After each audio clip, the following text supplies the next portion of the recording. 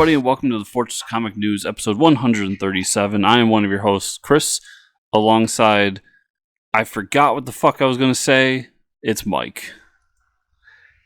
I think he was using that as a descriptor for me, but he forgot what he was going to say, not that I forgot that I was going to say. Yeah, I wanted him to call me the Sriracha of Sin. That's what I was saying. Oh, okay. If anybody read the Joker, the Year of the Villain Joker book this week, number one, it's written by John Carpenter, okay?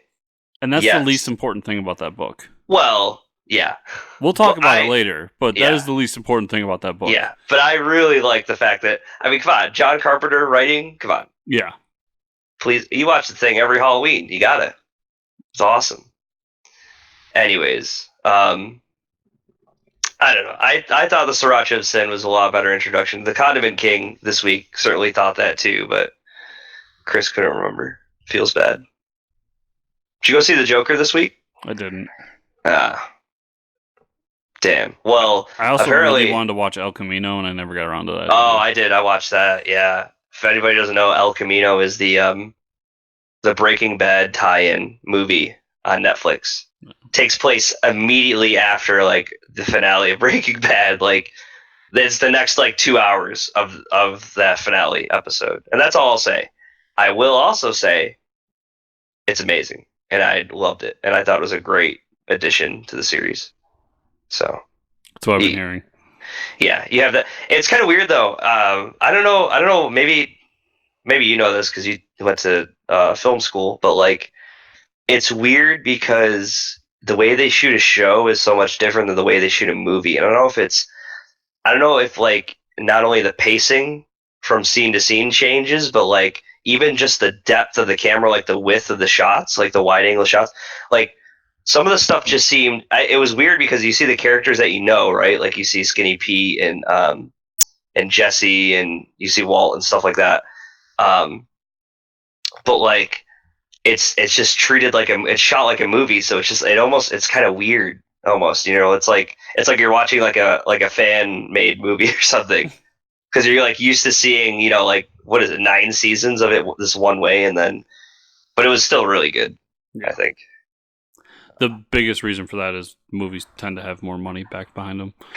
Yeah, and that's what I was wondering. So the budgets are probably bigger. But I thought it was a great addition. Really good. And also, I watched that Stephen King, Joe Hill movie on Netflix. The Tall Grass, or In the Tall... Yeah, it's like, I guess Netflix has been releasing some scary movies for the month of October. And it's not really scary, but it's suspenseful. It was really weird. Definitely a Stephen King book. Joe Hill too, his son.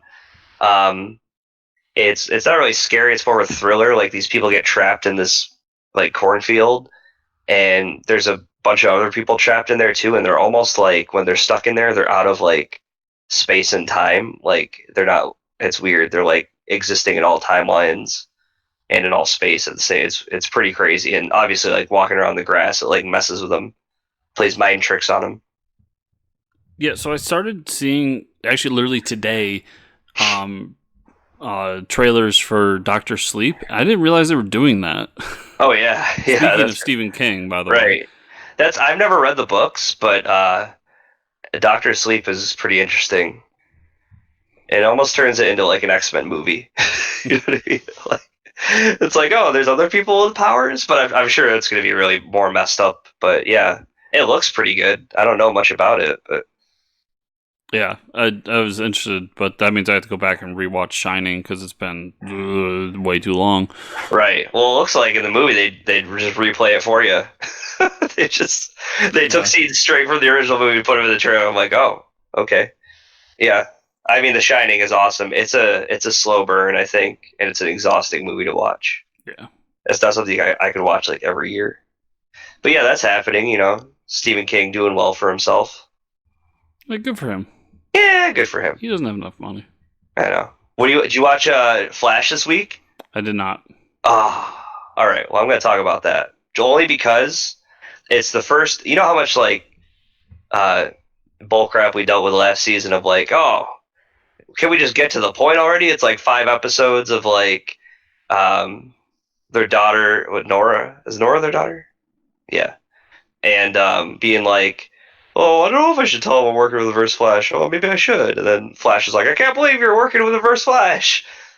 You shouldn't do that. All right, we're not going to talk to you for a whole episode. Okay, now we're going to team up. And then finally they resolve the issue like the last episode.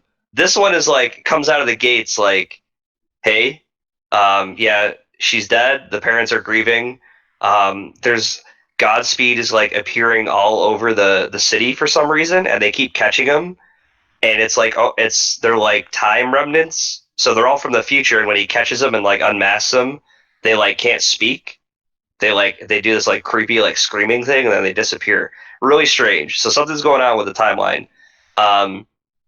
New villain was set up. Really cool. Bloodwork, is that his name? Have you ever heard of this Flash villain? No. He's basically Venom, or not Venom, Carnage. Yeah, Bloodwork. Okay. So his origin is pretty crazy. And it was pretty cool. Like, so you know how Star Labs has been working with dark matter. Mm-hmm. One of Caitlin Snow's friends is a doctor, and his mother just dies of cancer. And he's like, if Star Labs shared this formula for the dark matter with me, I could have found a cure and saved her. Blah blah blah. And she's like, well, we can't really release it because it could be used in the wrong hands. Well, it's like that whole for the greater good argument. So he sees her being really shitty in doing that. So I think he like tries to inject himself with it to like create the cure. And he starts like getting red, and like he basically looks like Carnage or like Venom, that type of like symbiote thing. So I'm pretty sure he's gonna be the season villain. Then at the end we get a visit from the Monitor already. So they're already talking crossover stuff. And he says like the crisis has been moved up to a certain timeline. You haven't changed anything. And then he says a sacrifice needs to be made. And he's like, the Flash must die. And that's how the episode ends. Like for the crisis to be completed. It's not a crisis unless the Flash dies. Like, right, but it was just cool to see. I'm like, man, they're really, coming out of the gates, talking about everything. They set it all up in one episode. It was really good. Yeah, so I did watch Batwoman. Oh, yeah, I did not watch that, so you can talk about that.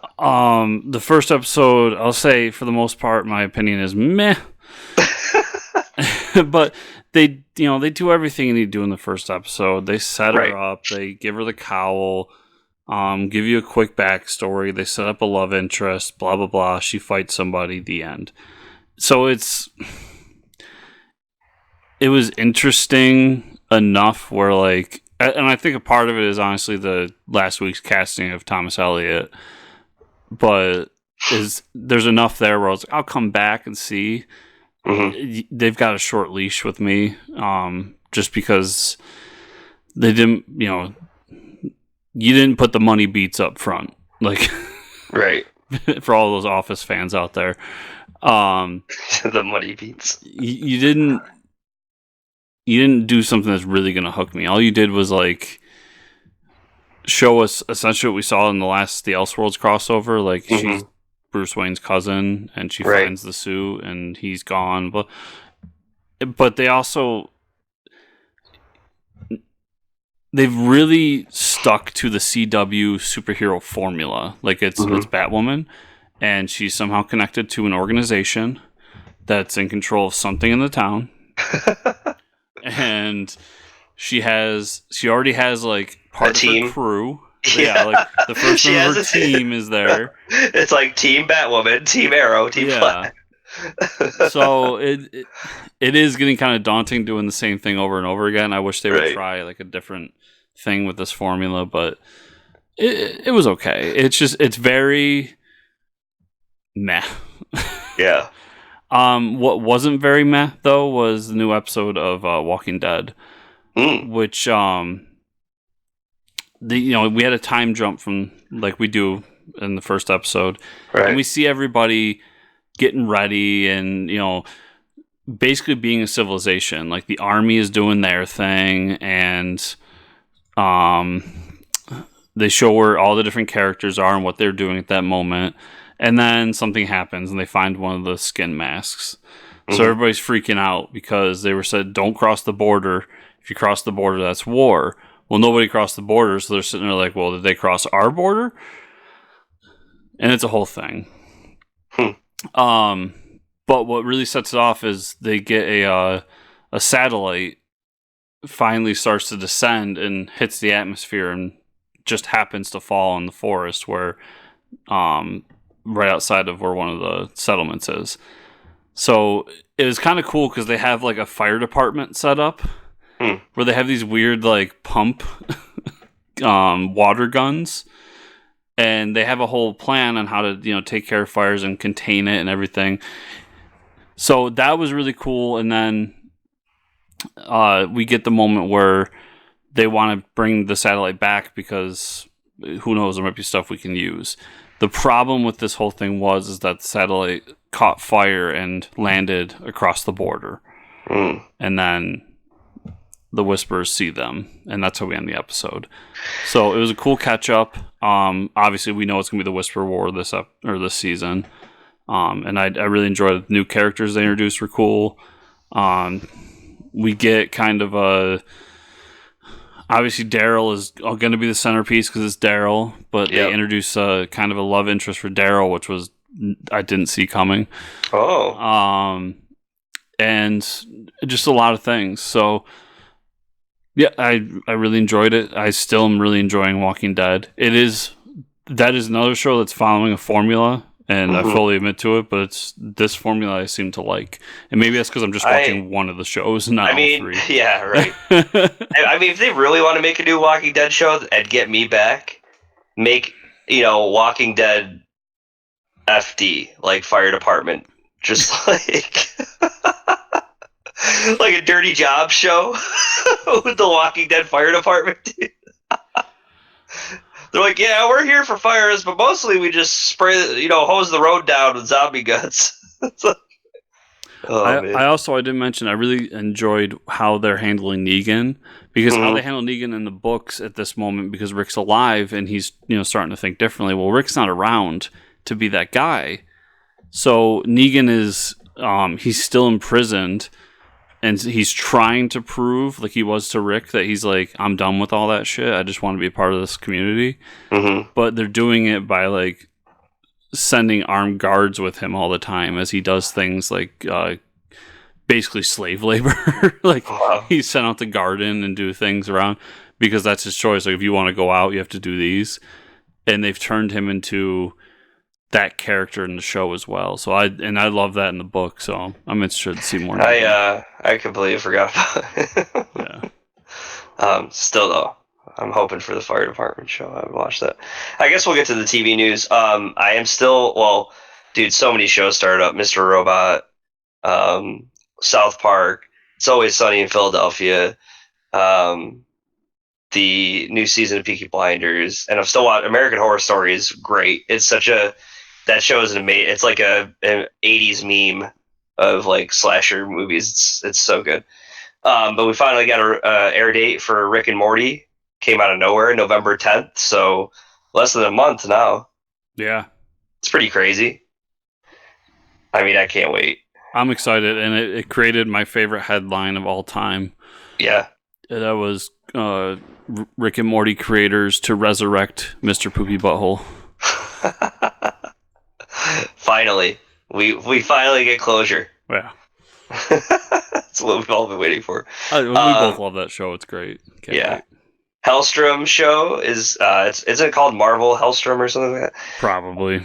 Cast as 2 lead roles, Tom Austin and Sydney Lemon, sure, will play Damon and Anna Hellstrom. I don't know much about these characters. I think he has he's like fiery and has like a pentagram on his chest or something. He's like the son of a serial killer or something and has demonic powers.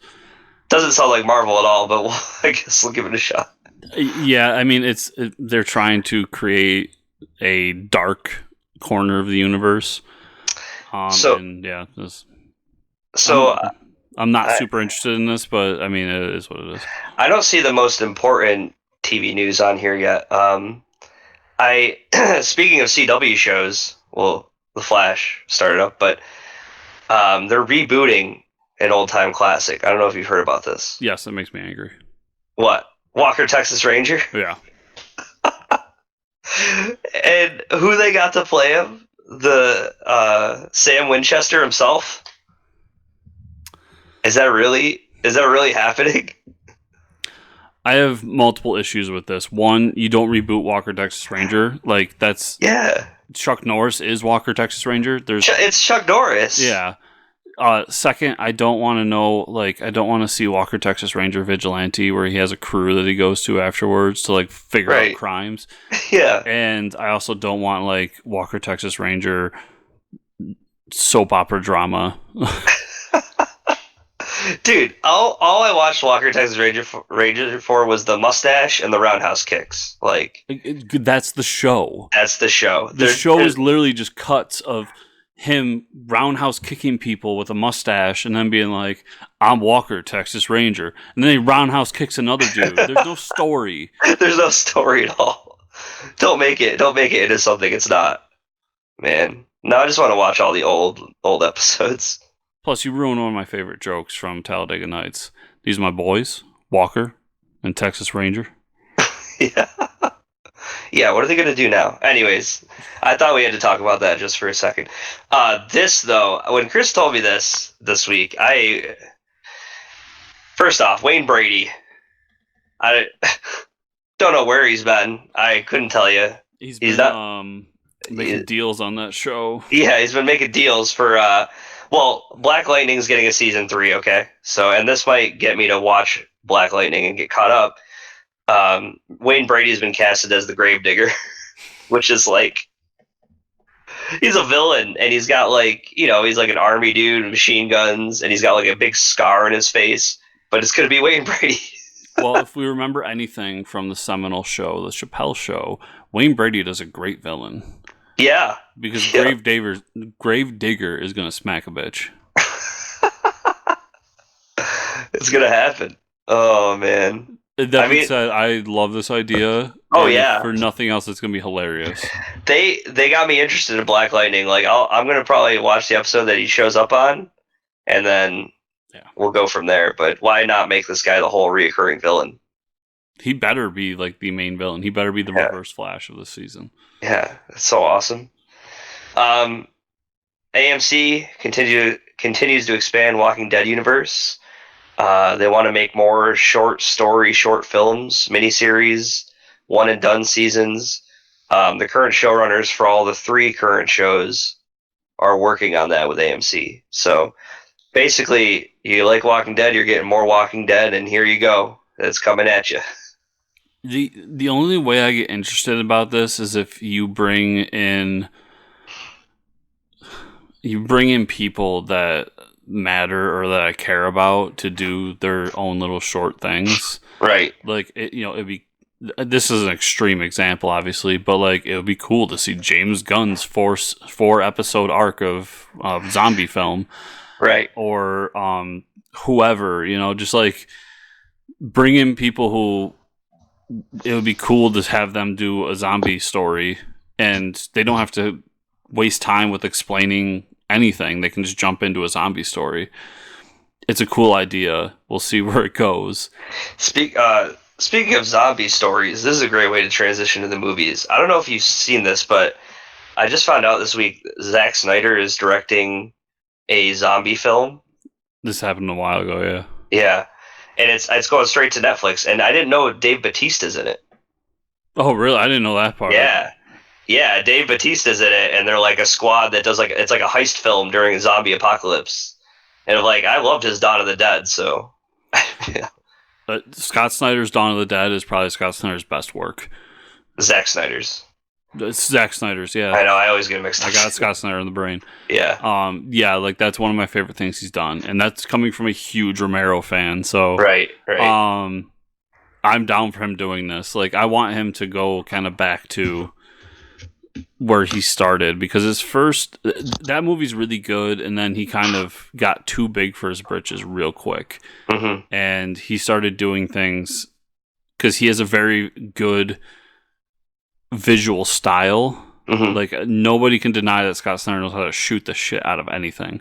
Right. But he has a hard time bringing together a story. And I mean, Sucker Punch is a great example. Sucker Punch is an amazing film to watch. If you're trying to get a story out of that, like he wrote that movie and had a lot of issue like getting the story together. He just knew he wanted these cool moments. Right. It was the best trailer I ever watched, honestly. Yeah. So him doing another zombie movie and something that's, you know, a fairly simplistic story, and hopefully he got some people together to help him write the story. I'm super excited for it. I really am. Yeah, I watched the trailer and I'm like, man, this looks good. Yeah, this is pretty crazy. I saw these pictures this week. The Suicide Squad has its first image of the cast and costume, and Nathan Fillion is playing Arms Fall Off Boy, which I didn't even know that was in the character sheet from the original announcement. It wasn't. Yeah. And, you know, I'm looking up all these pictures, and it's like a lot of these characters, like Mungo and stuff like that. There's some in there that I don't remember even talking about, and I'm like, I wonder if this picture of like all these cast members, they're just gonna get wiped out in the first scene. Like, so first of all, this is a great week for shitty villains.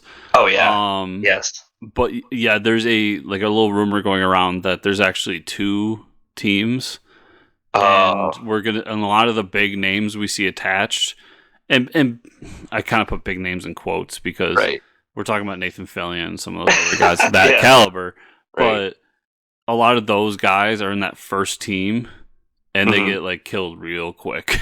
And I saw like Jai Courtney with them as boomerangs, so like maybe he's the only surviving one.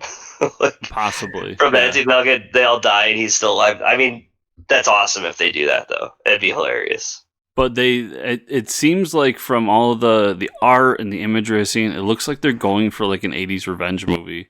Oh yeah. So like that would make sense if like, oh yeah, you know, Task Force X A went out and all of them died. This is the surviving member, and he wants revenge on villain B. Like right, yeah, that'd be awesome. So we're gonna bring back the original squad or like something. And the costumes are very bright and vibrant, and I'm like, this is what you need, dude. Like, this is a Suicide Squad movie. Come on.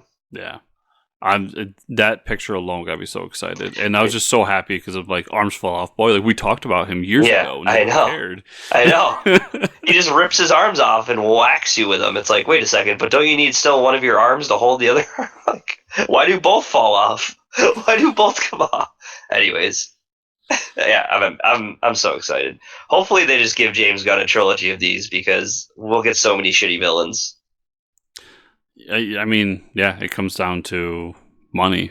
And then finally, the Druncula solo movie that I've always wanted. Screw the Joker, man. I want a Druncula biopic of like his life and times and his fall to alcoholism. That's what I want. Listen, all I care about is just I don't care if he dies in the first scene. James Gunn, give me a live action codpiece. Yes, please. I want it to be The Rock too. We need to like send him a well-structured email of like the codpiece, who this hero is, and why we've been advocating for him or something. Maybe he'll listen to us. Yeah, and it needs to be The Rock because I just want The Rock with a giant codpiece on the cannon. And he just blows up in the first scene. I can see it. Yeah. Well, he goes and tries to shoot Amanda Waller with his, metal dick, and Waller's like, it's a codpiece. Yeah, it blows him up. Anyways, we're gonna go to comic art or comic news. This is I don't know. This is speculatory, but Chris Claremont, Salvador LaRocca are testing a future project at Marvel for 2020. What could it be? Definitely not X-Men, right? Oh yeah. I don't know. Who the hell knows? He did say that it's not involved with whatever Hickman's doing because he's kind of over doing continuity or trying to like fit in with other people's continuity. Right. I wouldn't be surprised if it is still X-Men though, and they kind of give him the Jim Starlin treatment, where Jim Starlin came back to Marvel, where they're like, yeah, do more Infinity stuff, do that, and it was a bunch of OGNs. and they didn't really care how it fit in. Like, just like, yeah, just go do like that. Like, I don't care what characters you use. They'll be OGNs and they'll be off to the side. I wouldn't be shocked if he does something like X-Men-ish that kind of is sequel-y to what he did back in the day and is really just following that structure and ignores everything that's going on right now. Yeah. I mean, plus there's so many X-Men. That's like, yeah, just have these few that we don't even, even remember. Yeah, because this all came out originally when he was doing an interview over the New Mutants one-shot he did, which was a sequel to his New Mutants run back in the 80s. Mm-hmm. And so that's why I get the feeling that it's something in that line. And that'd be cool. Then people who are fans of that can go back to that, like I did with Jim Starlin and Infinity stuff. Like, I bought all those OGNs and they're fantastic. So that'd be cool. This is a rumor. I don't know how I feel about it yet, but DC's 5G will be the big five replaced by younger versions. John Kent will replace Superman. Luke Fox replace Batman. There will be Teenage Green Lantern as well as Flash and Wonder Woman. New Flash and Wonder Woman. So, let's start here. Did you see the DC timeline that they put out during New York Comic Con? No, I didn't. It's like a visual. So they actually like put together a timeline and said this is how things fit in place and where things go. Which was interesting because, they set up big chunks of time for like the first part were the JSA, and then the second part was a lot of the heroes we know and them coming about. And then the third was Crisis, and it begins with Crisis on Infinite Earths and ends right around Final Crisis. And then Generation 4 is Flashpoint, so we're in Generation 4 right now. Okay. And then they just had 5G as the next one. And so, this is where we're heading. And then, we've been hearing for a while that like Luke Fox is going to take over for Batman. And then the rumors started going around that Jonathan Kent's going to take over Superman, so on and so forth. Here's my issue here. Learn from Marvel, because Marvel did this, and I'm not saying those books weren't good, but there was a lot of backlash from them. Right. I absolutely loved a lot of those books. I thought they were great stories, and I don't care how you came about a great story. If you told me a great story, I'm cool.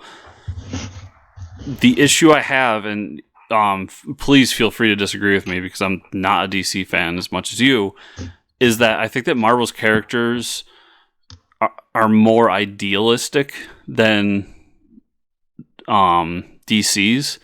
Like, I feel like when I pick up a Batman book, I want to read about Bruce Wayne Batman. And when I pick up a Superman book, I want to read about Clark Kent Superman. Right. I mean, Flash has gone through a few iterations throughout his life, and Green Lantern, that one doesn't bother me because we've had so many Green Lanterns, and we all have our favorites. But then Wonder Woman, like if I read a Wonder Woman story, I want to read Diana Prince. Right. Where you can hand over the mantle of Thor or Captain America or Iron Man, so on and so forth, a lot easier. Would you agree with that? I don't know if I really don't know, because like I want a Bruce Wayne Batman, and I feel like if I was a Captain America fan, I'd want a Steve Rogers Captain America, but like it's gonna bother me to have Luke Fox as Batman. It's gonna like it. Even when like Dick Grayson takes up the mantle and stuff, I just don't like that. And I don't think Luke Fox, we haven't seen enough to even care about him right now. You know what I mean? Like, we did that little bit of stuff that Scott Snyder gave us, but it's like, I'm not really attached to that character at all. Yeah, I definitely agree with you. Like, I do want to see Steve as Captain America. Right. But I didn't mind the Bucky cap. Right. And how that fit in with the lore, and the same with Sam Cap. So that's but when, even though it made complete sense that Dick Grayson would be Captain, or would be Batman, that he's the next in line for that. Right. It didn't hit with me. Like, for me, it was just like, okay, but like, it's not Batman. Yeah. I prefer him to be Nightwing. Right. And that's my main issue here. I don't care about if you want to do a story. I mean, they did it back in the 70s, but if you want to do a story where like, okay, Batman's black now, fine, I'm whatever. That's that'd be actually a really cool Black Label book where it's just like, what if Batman was rich and like was Bruce Wayne, but they were black, Mm-hmm. and if that's what you're going for, fine. My main issue here is that I pick up a Batman book and I want Bruce Wayne. Yeah, well, Tom King isn't even giving me that, so. Yeah, But I could be way off because we're both big '66 Batman fans, and that's in terms of Batman, that's not really Batman. Yeah, that's something on its own. Out of like, I don't hold that as, I don't know. That whole universe, the '60s Batman universe, is like a whole. It's just a whole other universe. It's like a Elseworld when I watch that. To me, yeah, I think that's where. Well, this transitions perfectly to talk about the books we read this week, because I read a book it's a Batman book, and it's actually Batman being Batman, and that's exactly what I wrote in my notes. Like, first title is like Batman being Batman, and that's the Batman's Grave #1.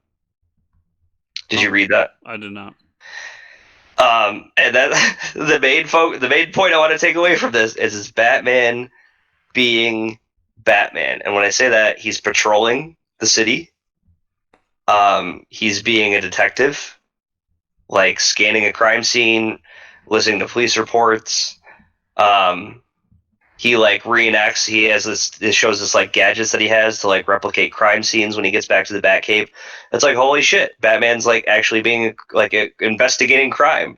Meanwhile, like Alfred's home drunk and depressed that like he has a grave in the back of Wayne Manor for Batman, and it's gonna be filled one day. Alfred actually suggests that he starts killing all the villains. Pretty crazy. Because Alfred comes from a time of war, and he's like, if you knew anything about the enemy, is like to keep them at bay. Dude, you just gotta kill them. Like, that was crazy. Like Alfred suggesting that, and I thought it was a really good. I thought it was a really good issue, and it's a 12-issue series. But it was like, and I mean, there's a big surprise at the end and blah blah blah. But I thought it was a good start to a book of like you actually get a detective Batman. It was awesome. Cool. Yeah. But anyways, and I guess we could talk about Year of the Villain too. Did you read that this week? Oh yeah. So Year of the Villain, Joker by John Carpenter. Man, like, was this wacky or what? It was. I think he was the best person to write this issue. This is the most Fortress of Comic News comic book I've read in a long time. Yeah, like I wouldn't realize out of all the Year of the Villain books, like this one would have the most shitty villains, and like. The whole story revolves around a Joker henchman. You know what I mean? Like, just a guy who like worships and adores Joker and thinks that like he's the best, and he knows like it's weird because the henchman like talks about mental illness and how he knows that he's crazy, and then he like slowly realizes at the end that like maybe the Joker is not crazy. He's like actually in control of all this. But the best part is when they team up and they put on costumes. Yeah. So, you get Condiment King in this book. Yep. You get Joker deciding I'm going to be a hero and dresses up as Batman and has the other kid be Robin. Right. And not just that, but those costumes are the 66 costumes. The 66 costumes with the eyebrows. It's so good. And then Joker goes around killing people because why not? Yeah, it's pretty great. Like, John Carpenter's like, this is the Batman I know. Doing the 60s Batman, but then he's like, this is how you treat him. And then, like, Joker's, like, murdering a guy and his dog in the street. It was, like, so dark. I'm like, are you kidding me? So there's a lot of dark humor in this, which I really enjoyed.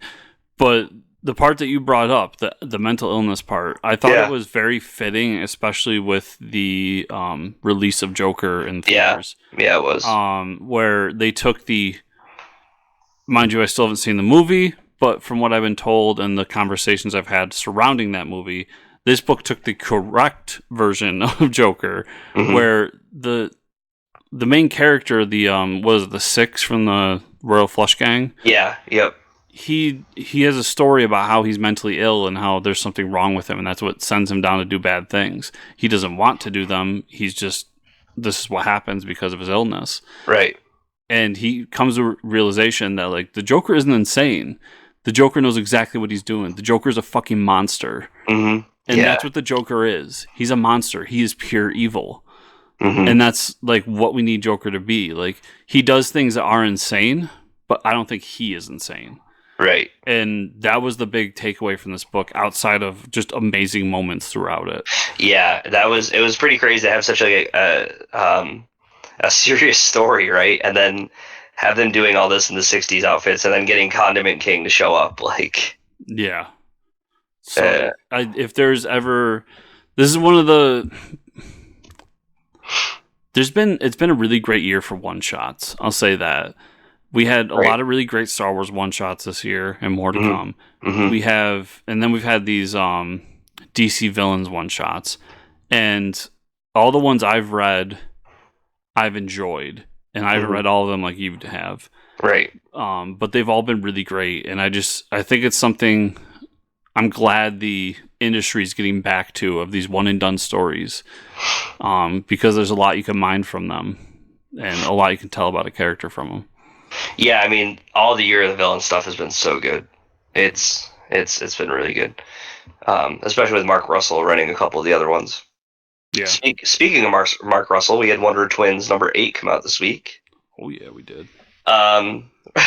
Starts off, it's like, talking about how the principal of their high school like is sad about messing up his old fling with the librarian, and I love that his dating app that he's on is called like Sad Dad's dating app or something like that.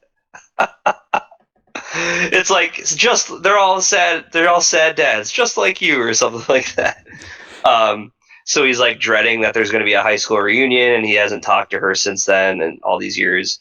Meanwhile, what's her name? Polymath.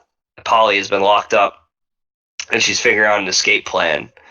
And Jaina is one of the Wonder Twins is trying to like go and visit her and tell her that she's sorry, blah, blah, blah. And Polly's just kind of like, no, you screwed me over, while she's devising a plan to break out. So we get the whole, the issue resolves with like, they're at the high school reunion. Polly breaks out and goes there to like wreak havoc, and the Wonder Twins kind of run in and save the day. And it's funny because they want to turn the high school into a casino, and they tell Jay that they're like, you got to run this like a real casino. He's like threatening to break people's kneecaps and stuff. It's pretty awesome. But yeah, at the end, Jaina finally goes to Polly and is like, I've been trying to talk to you because I think that I know where your dad is and how to get him back. So that's how the issue ends, which is pretty cool. Yeah. Good issue. Really yeah, still, issue. It's fun to read. There's a great overarching story. And I'm glad that because there's an overarching story in every issue, and then there's the story of the issue. And the story of the issue is the principal getting over his fear of talking to this woman. Right. And I'm not going to spoil it, but I really enjoyed that it didn't go the way that I was expecting. Right. Yeah, I thought, it didn't follow the trope, Yeah. And then I got Unearthed number 4, the Cullen Bunn book. That's like a horror movie, very gross and disgusting as usual. And this issue, we talk about the camp. There's still a team underground that's split up right now and has been attacked by monsters and stuff. The camp above the ground was attacked by like local villages that were infected. So the colonel there is basically like, all right, we're calling in helicopters, and they're gonna come and blow up all these towns, so we don't have to deal with it.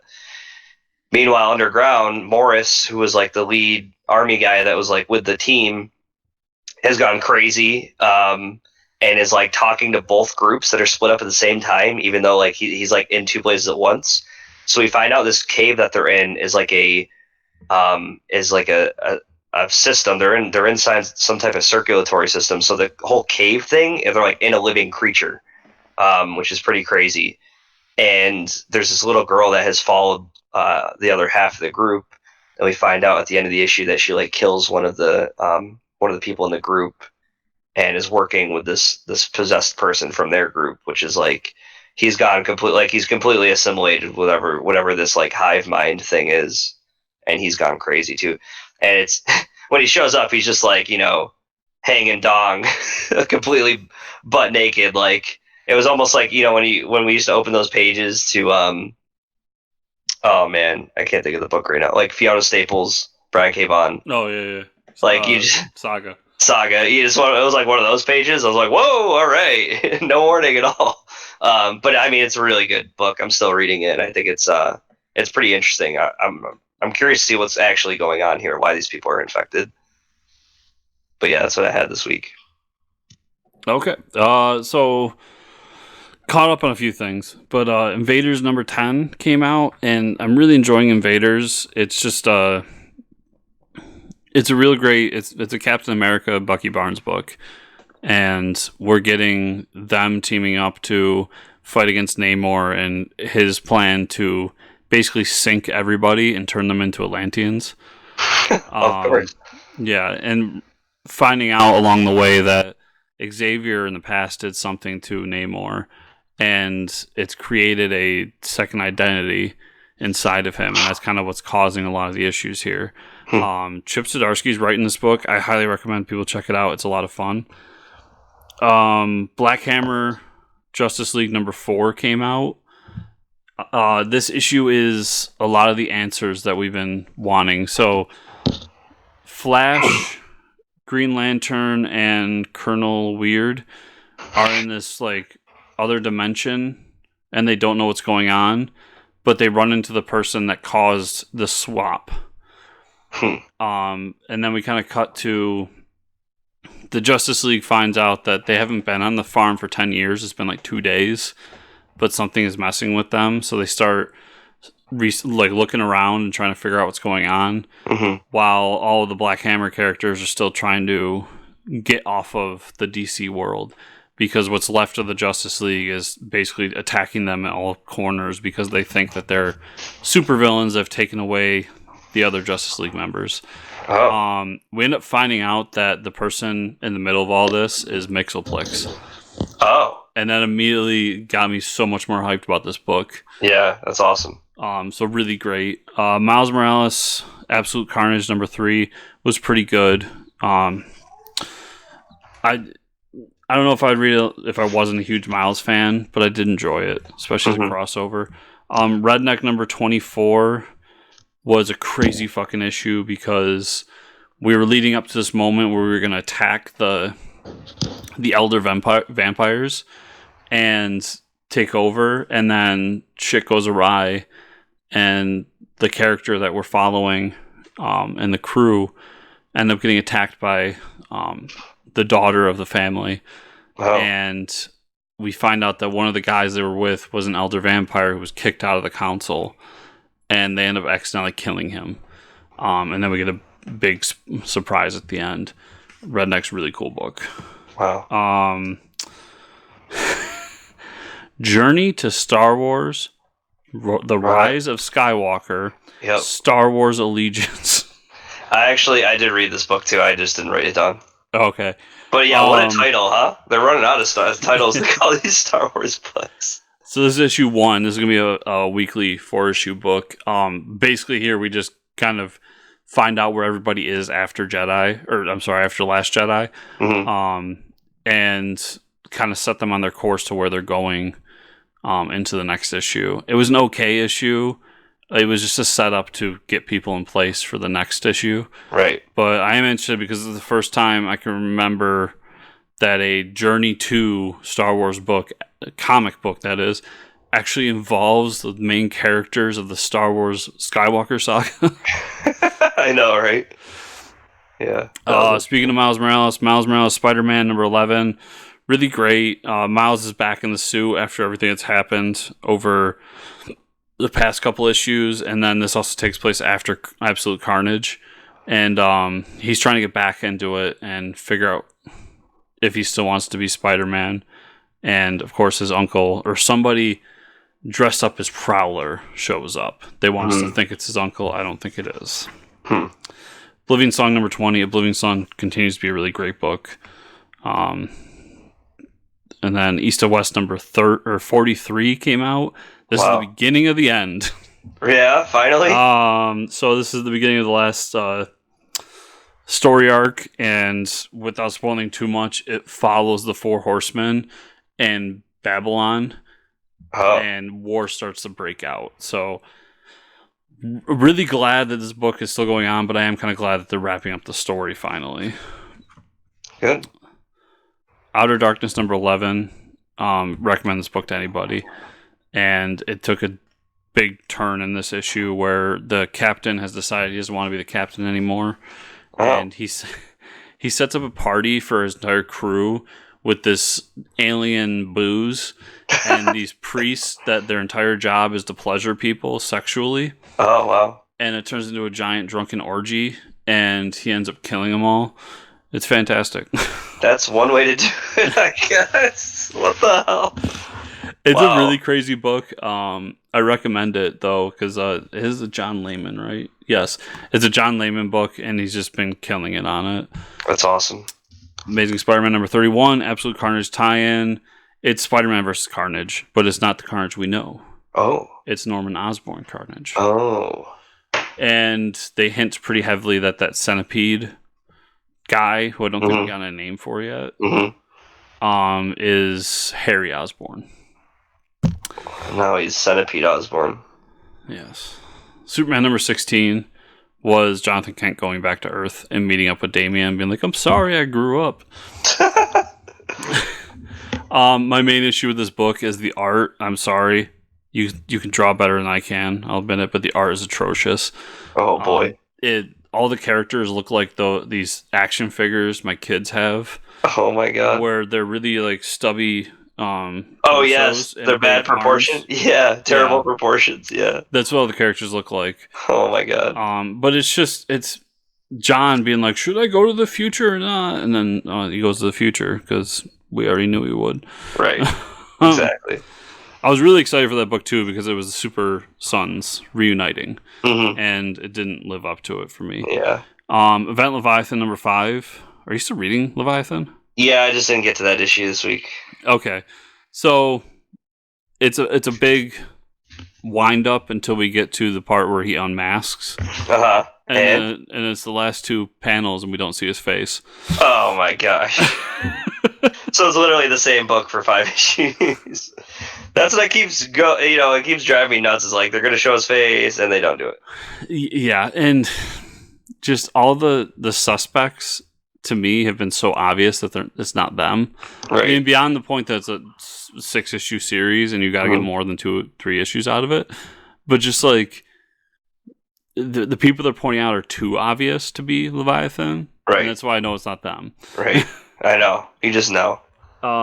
Star Wars Target Vader number 4. Once again, really great book. Spoiler alert: Dengar's a douchebag. Oh man.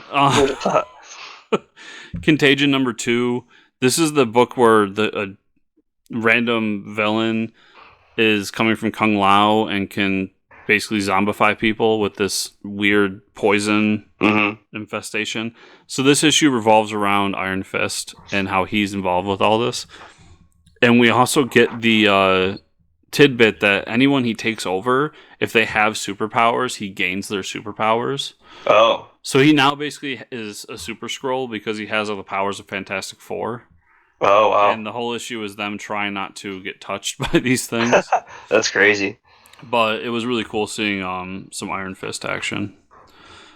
Justice League Odyssey number 14. This was a book that really fell off the rails and then got back up.